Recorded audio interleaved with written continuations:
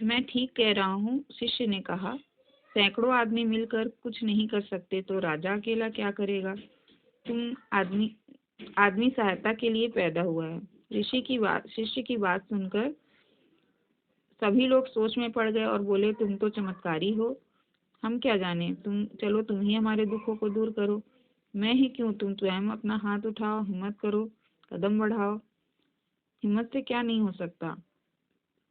फाल कुदाल उठाओ और प्यासी धरती की प्यास बुझाओ। शिष्य ने कहा, कुएं तो गांव में है मगर सारे सूखे हैं, उनमें पानी नहीं। नए कुओं से कहाँ से पानी आएगा? गांव वाले बोले। गांव वाले की बातें सुनकर ऋषि कृष्ण से मुस्कुराया। वो बोला कि कुओं को सूखने की स्थिति में तुमने पहुंचाया है। जल संरक्षण के बारे में तुमने कोई उपाय ही नहीं किया, सिर्फ लेने की धुन में रहे। देने की बात तो किसी ने नहीं सोची, उसी का फल आज तुम भुगत रहे हो। खैर, सुबह का बूला अगर शाम को लौट आए तो उसे भूला नहीं कहते। चलो, कुओं को और गहरा करो, पानी जरूर निकलेगा। जमीन पर हरियाली फैलेगी तो बादल भी आकर्षित होंगे, वर्षा होगी तो उसका पानी रोकेंगे।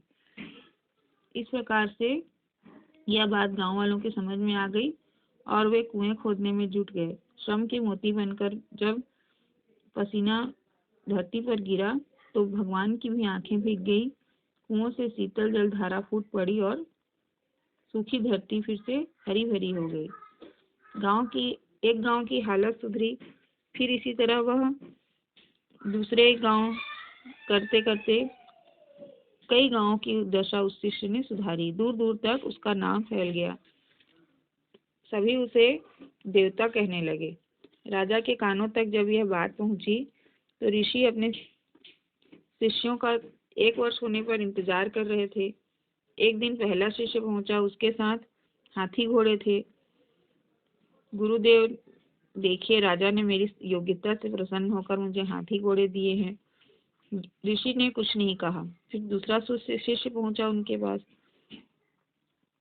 उसने समुद्र से बहुत सारे कीमती मोती इकट्ठे किए थे। मोतियों की पोटली उसने गुरु को दी तो ऋषि ने उसे भी एक और रखा और कुछ नहीं कहा।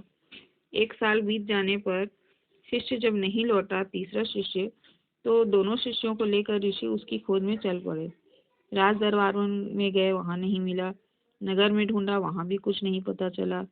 तभी शाही पालकी में राजा जा रहे थे, जो ऋषि को देखकर रुक गई और राजा नीचे उतरे।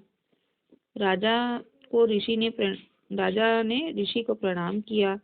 ऋषि ने राजा से कहा, राजन, आपकी प्रजा बहुत सुखी है, चारों ओर हरियाली लहलहाती फसल है। आप बस कितने ही भाग्यवान हैं। ऋषि ने कहा।